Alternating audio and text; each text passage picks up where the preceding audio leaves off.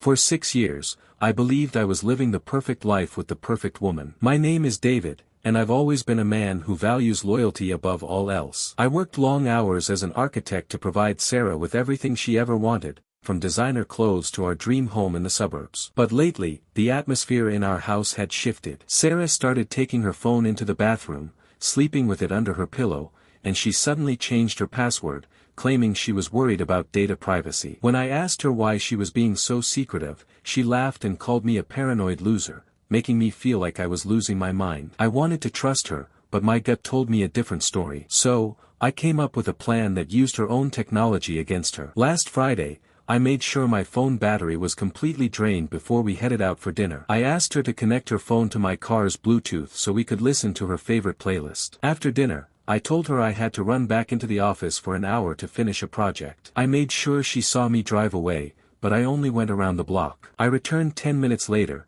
parking my car in the dark alleyway behind our house where she couldn't see me. Because her phone was still within range and auto-synced to my car's system, the dashboard display became a window into her secret life. My heart shattered as the notifications began to flood the screen. Constant, explicit messages from a man named Julian. He was telling her how much he missed her touch and how he couldn't wait for her to finally leave her boring husband. But the real shock came when I read Sarah's replies. She wasn't just cheating. She was telling Julian that I was abusive and that she was only staying with me to drain my savings before running away with him. She had even convinced Julian that our house was already in her name. I sat there in the dark, watching my marriage evaporate on a digital screen. Instead of storming inside, I decided to let karma do the heavy lifting. While Julian was still typing, I used the car's voice-to-text feature to send him a message from her phone. I sent him the actual deed to our house and my latest bank statement, along with a message saying, "By the way, David knows everything, the house is in his name only, and the accounts are now frozen. Good luck supporting a jobless liar." I watched through the window as Sarah's phone lit up and her face went from smug to ghostly white. Within seconds, Julian blocked her on everything.